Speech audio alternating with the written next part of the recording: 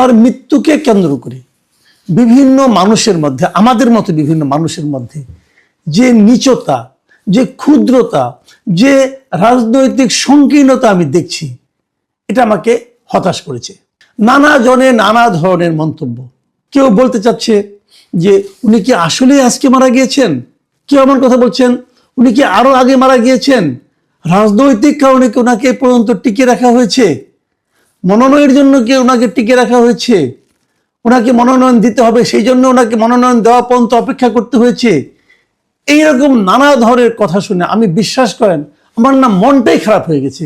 আমার মাঝে মাঝে মনে হচ্ছে আমরা কি এত সংকীর্ণ একটা মানসিকতার জাতি? ভাই, একজন মানুষ মারা গিয়েছেন, উনি ব্যক্তি হিসেবে আমাদের দেশের জন্য আমি তো মনে করি উনি আনপ্যারালাল ছিলেন।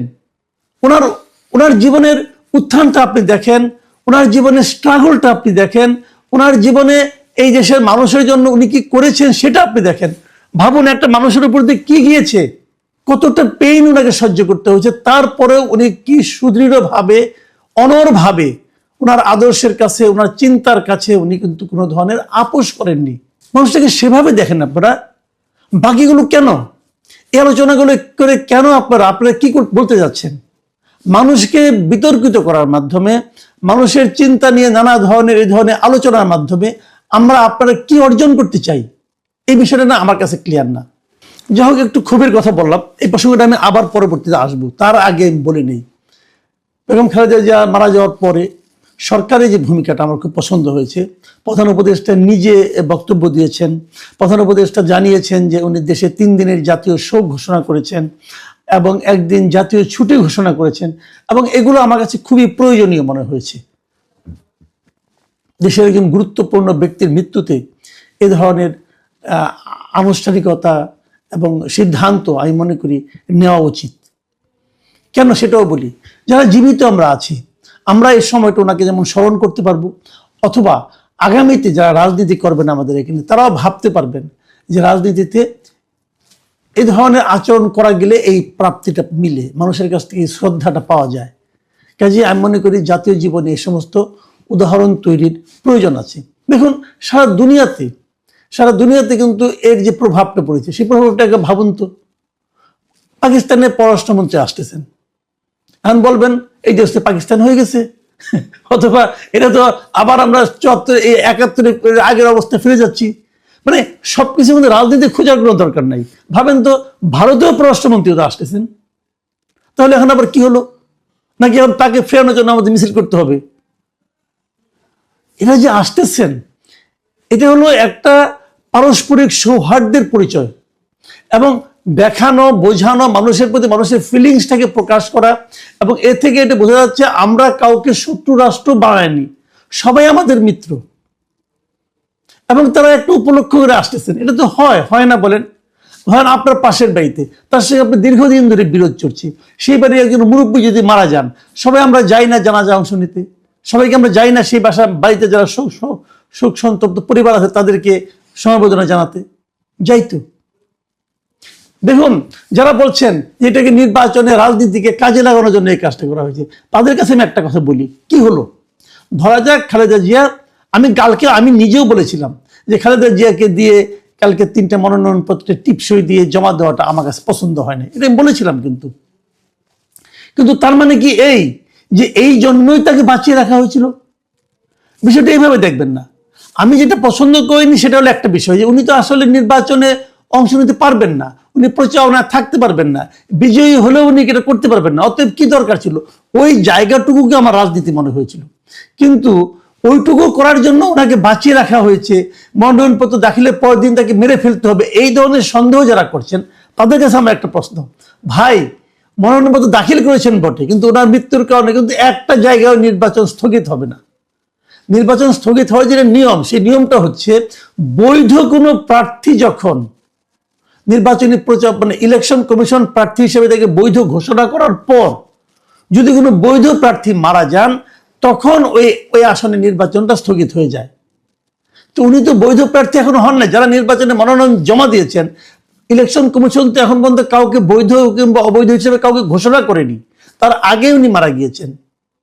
কাজে এই নির্বাচন স্থগিত হবে না, এবং এই প্রত্যেকটা জায়গায় বিএনপির একজন করে বিকল্প প্রার্থী আছে, তো হয়ে যাবে, কোনো সমস্যা তো নাই। কাজেই ওই কারণে এই পর্যন্ত দেরি করা হয়েছে। এই সমস্ত থিওরি যারা দেন এ ঠিক করেন না। এখন হয়তো অনেকে বলবেন না, উনি আরো আগে মারা গিয়েছিলেন, ওনাকে বাঁচিয়ে রাখতে হয়েছে। দেখেন, আমি এক্ষেত্রে আমি আমার নিজের একটা ছোট্ট, আমার নিজের ব্যক্তিগত একটা অভিজ্ঞতার কথা বলি। দর্শকরা প্লিজ এটাকে আপনি ভাববেন না যে আমি আমার এই সুযোগে আমার কথা বলে দিচ্ছি, বাট আমার নিজের ব্যক্তিগত অভিজ্ঞতা। আমার মা মারা গিয়েছেন 2020 সালের 11ই জানুয়ারি।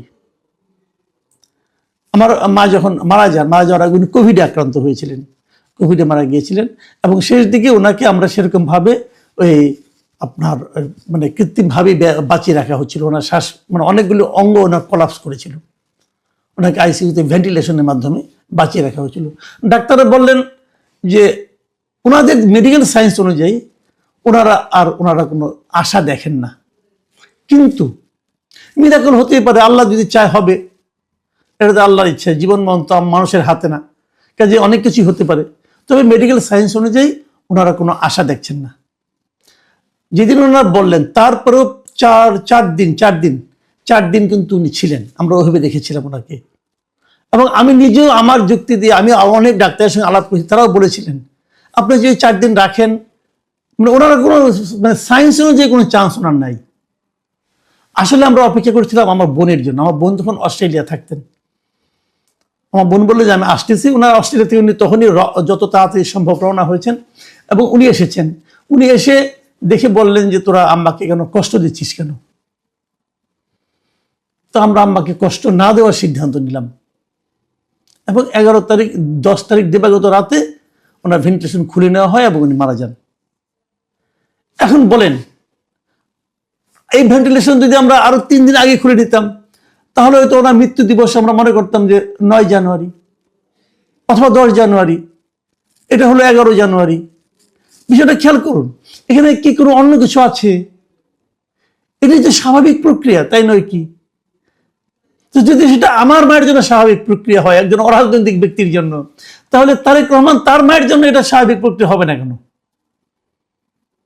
ভাই, আমি জানি না কি হয়েছে, যে পর্যন্ত ভেন্টিলেশন খোলা হয়নি সে পর্যন্ত তার দেহ চলছিল, শ্বাস প্রশ্বাস চলছিল, কিন্তু ভেন্টিলেশন থাকা সত্ত্বেও উনি মারা যেতে পারতেন। এখন ডাক্তাররা যখন ঘোষণা করবেন যে ওনাদের সমস্ত চেষ্টা শেষ, সেটাই হলো ওনার মৃত্যুর কারণ, ওনারা যেটা বলবে সেটা। আমি আপনি ভেতরে ছিলাম না ভাই, এটা নিয়ে কেন আমরা তেনা পেঁচাচ্ছি? এই যে তেনা পেঁচানোটা না, এটা বোধহয় আমাদের মজ্জাগত স্বভাবে পরিণত হয়েছে। আমরা খালেদা জিয়ার জন্য আল্লাহর কাছে দোয়া করব, খালেদা জিয়ার যে আদর্শ, সে আদর্শ তার সন্তান বাস্তবায়িত করবেন এবং আরো সামনের দিকে এগিয়ে নিয়ে যাবেন, আমরা এই দোয়া করব। আমরা পরস্পরের কাজের মধ্যে কোনো ভুল অনুসন্ধান করে বেড়াবো না, আমরা ছিদ্রান্বেষী হব না। আমি বারবার বলি, আমরা ঐক্যবদ্ধ জাতি চাই।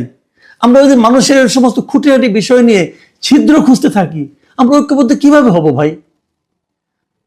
খালেদা জিয়া 30শে ডিসেম্বর মারা গেলেন নাকি 29শে ডিসেম্বর মারা গেলেন, এর মধ্যে কি রাজনৈতিক জয় হবে, কি অরাজনৈতিক পরাজয় হবে? আমি ভাই এগুলো বুঝি। প্লিজ আপনাদের সকলের প্রতি আমার অনুরোধ, এই মৃত্যু নিয়ে আর রাজনীতি আপনারা করবেন না প্লিজ। মানুষটার জন্য দোয়া করেন, আল্লাহর কাছে বলেন যে ওনার আত্মা যেন শান্তি লাভ করে। এটাই। এই যে কালকে মনে করেন আপনার হবে, জানাজা হবে, এই জানাজা নিয়েও আবার আরেক ধরনের রাজনীতি হচ্ছে। এই রাজনীতিগুলো দয়া করে কেউ করবেন না। আমরা সকলের মঙ্গল চাই, আমরা দেশের শান্তি ও সমৃদ্ধি চাই, আমরা সারা দুনিয়ার সঙ্গে একটা ভালো সম্পর্ক চাই।